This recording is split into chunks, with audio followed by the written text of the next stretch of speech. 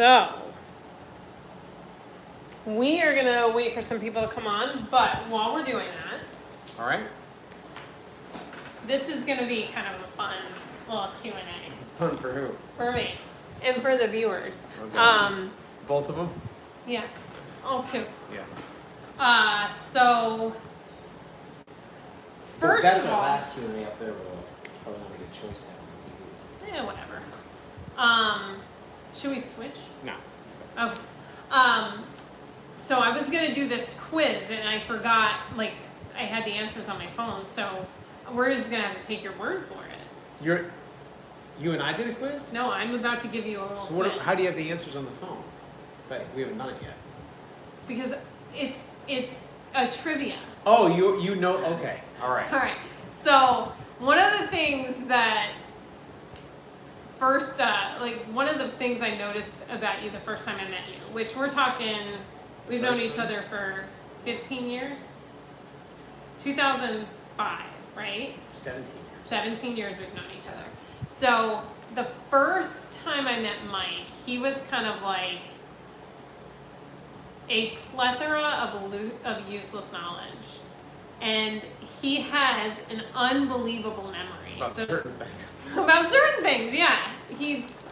Certain things that don't really matter. All right, let's get to it. It's getting boring. Let's Okay, so trivia. Okay. Who played second base for the 1986 Red Sox?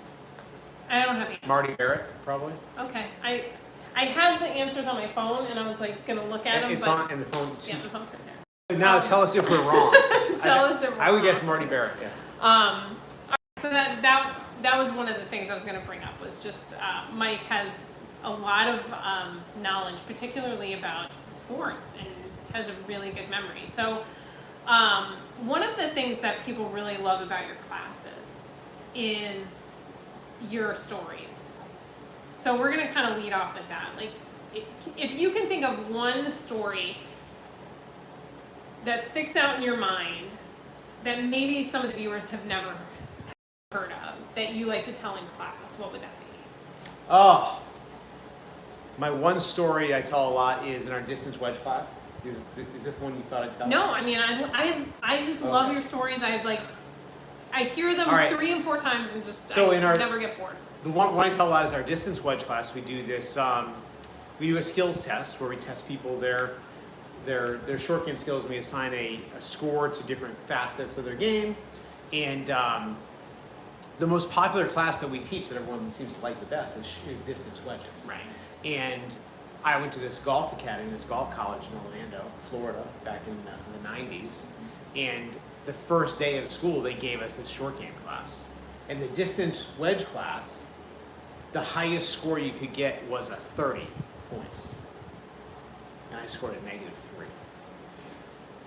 Yeah. And I remember as the time was going on in the school, we would learn these skills and we would do these classes. And I remember being in a class and one of the instructors was teaching class, hitting wedge shots for people 20, 40, 60, 80, 100 yards.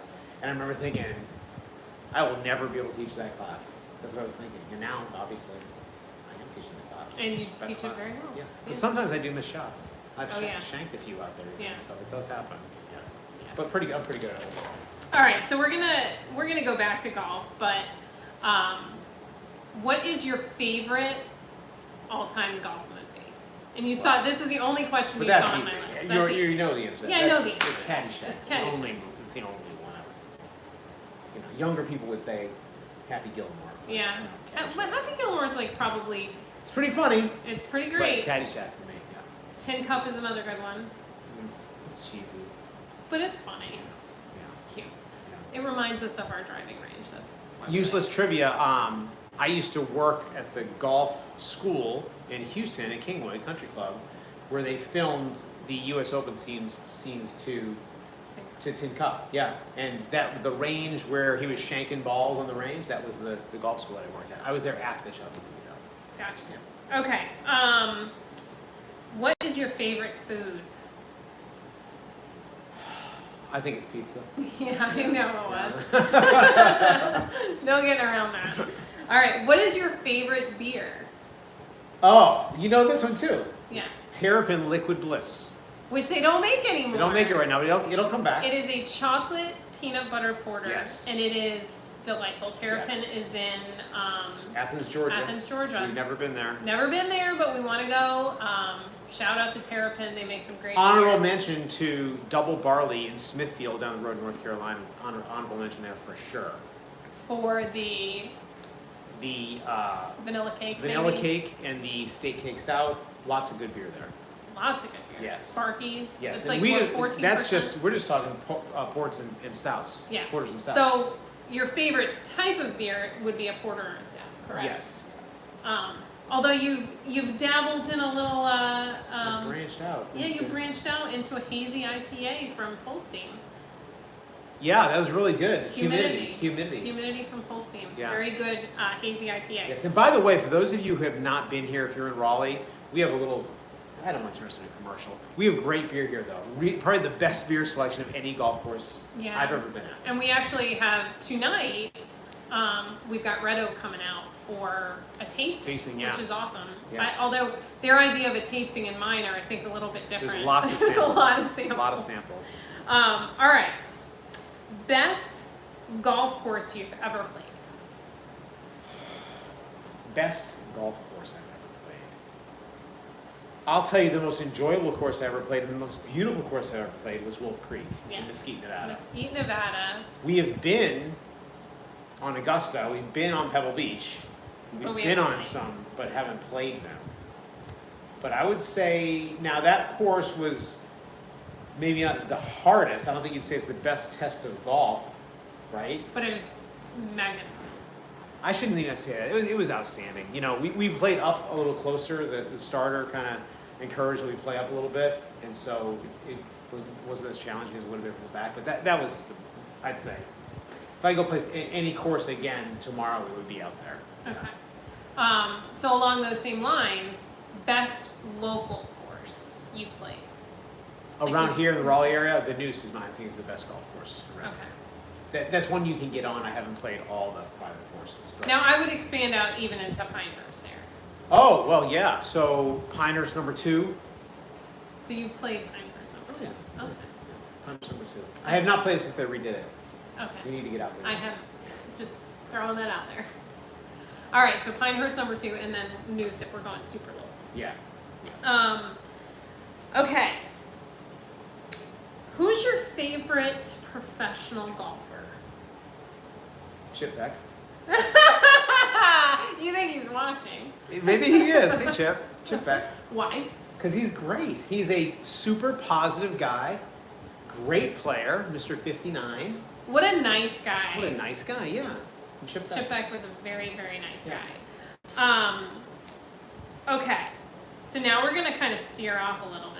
Okay. And because we're talking, like, the buzz in the golf world is the LIV Oh, tour. okay. All right.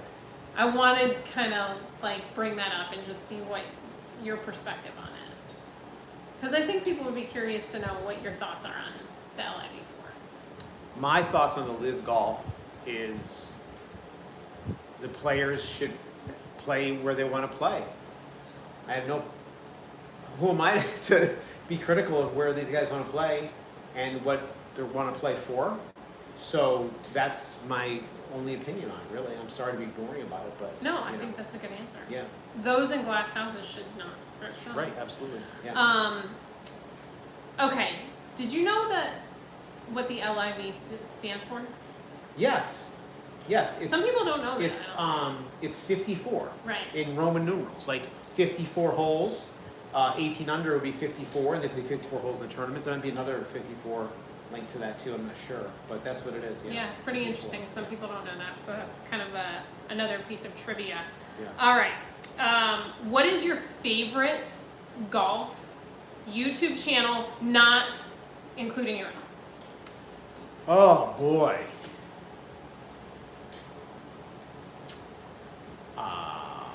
One that I really admire is fried eggs.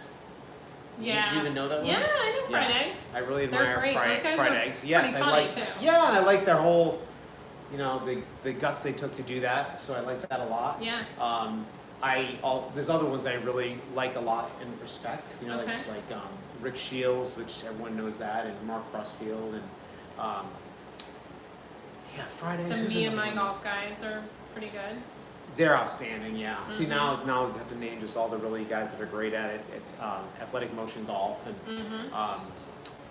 there's so many of them, you know. Yeah, that, some really good information out there. really good information. I guess, you know, what I really like about the fried eggs is I like the way that they just kind of, they're who they are and it's working for them, you know what I mean? And, man, there's somebody else out there that I really liked a lot. Man, I can't remember. We'll get back to it. Okay. If you think of it, you can bring it back up.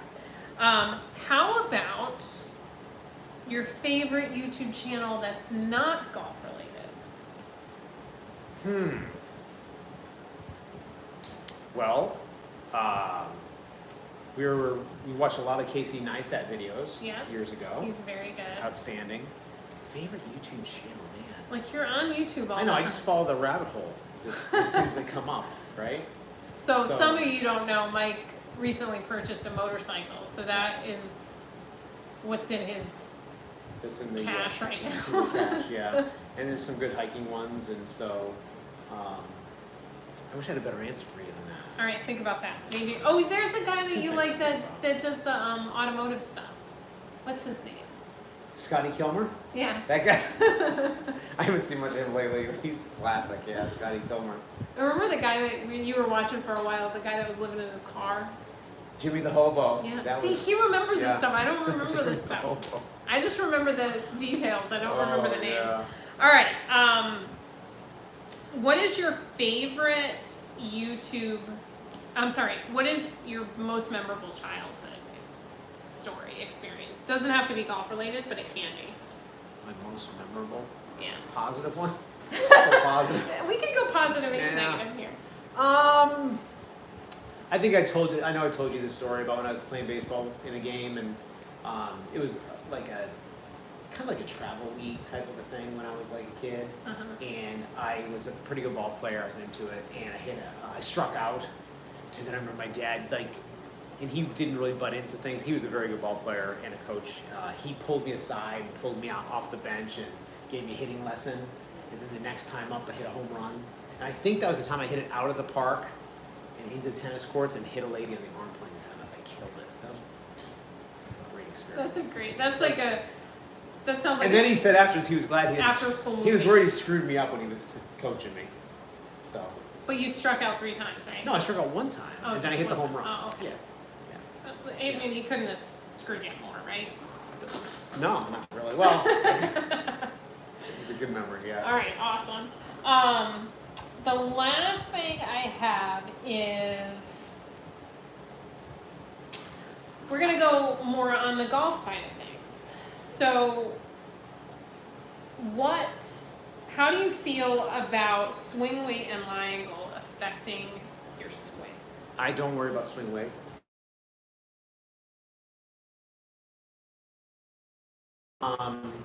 Lie angle, you know, if your lie angles are too upright, the ball's going to go left. If your lie angles are too flat, it's going to want to go right.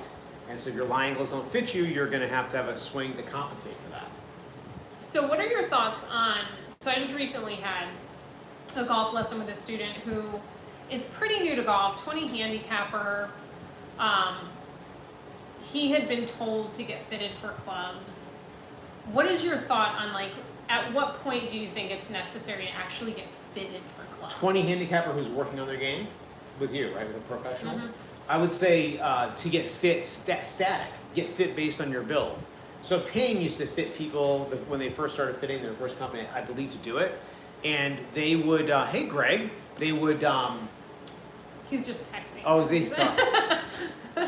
They would fit people based on their build. So that the golf clubs, if you made a swing that matched up with your physique, then you'd hit a good shot. And so I love the idea of static fitting, and I believe that even in a dynamic fitting, part of that dynamic fitting should also be static based on your build. You wouldn't want to set someone up for clubs so that if their golf swing got better, their ball flight got worse, right? So for your 20 handicapper, like just a static fitting, and I would think a professional club fitter would feel the same way and just do that Okay, Yeah. that's a good answer. Yeah. Yeah. Okay, so let's veer off topic again. Okay. Dream foursome. Dead or alive? This is boring. No, it's not. So it would be me. It would be me, my dad, my brother. Is that 3?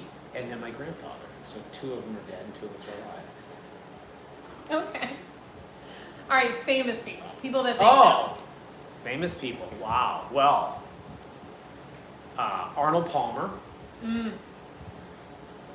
So I'm playing with 3 people famous. Arnold Palmer.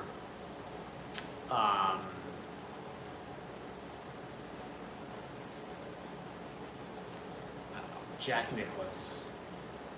I guess you would go with, boy, it's hard to pick 3. Palmer, Nicklaus, and Tiger is so easy, right? Yeah, Right? that's pretty easy. I'm trying to think of some other really cool person who played golf and it's not a tour player, not a famous golfer.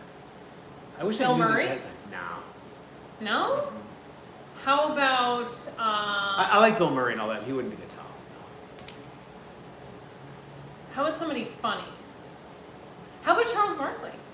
Oh, yeah. That would be fun. Yeah, that would be fun. That would be fun. Yeah, Charles Barkley would be fun.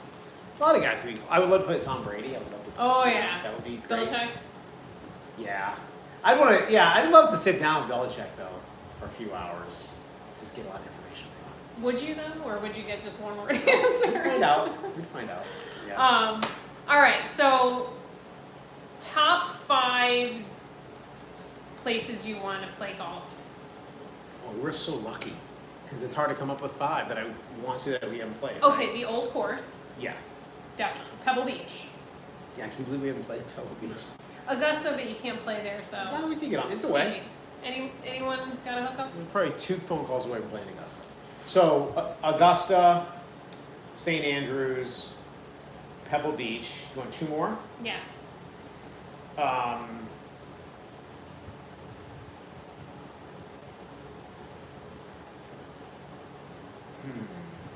That I haven't played. No, that you haven't played. Boy, dead air. Dead air is terrible. You know, everyone says Pine Valley is great. I've got a student who's a member there. So I'll say Pine Valley. Boy, some of those courses like in Wisconsin though, and Whistling Straits. yeah, it's hard to pick. Mike is actually heading out to Wisconsin for a golf trip in mid-August, so he'll get to play some fun courses Yes, there. Mike Solberg has some fun. Maybe there's some in Europe. Yeah, Carnoustie. Oh, there you go. Yeah, There's Raleigh. another one. Yeah, who knows? It's hard. I am embarrassed to say I haven't looked into all the courses enough to say which I would want, other than St. Andrews, Right. right? But Carnoustie is. You guys have any recommendations? Let us And know. Eric, we have friends that have played. Eric Kane and Andy Oh. Holt and. Greg Cowan says, "What's Mike's average score on a par 3?" Oh, on par 3, number 5. Average is probably over 3, that's for sure. What's Mike's average score on the par 3 over the water at Quail Hollow? I think you mean Pine Hollow. Yeah. But yeah, I don't know, probably 4. If you hit it in the water, you're making double. you made bogey today out of the. No, I hit it in the water. Oh, I hit you it to the did. drop area without hitting in the water. I made a bogey because I went in the water. It was the first time he hasn't filmed me. So the ball is heading to the green, and he goes, "God, I hope that doesn't go in." And then it goes.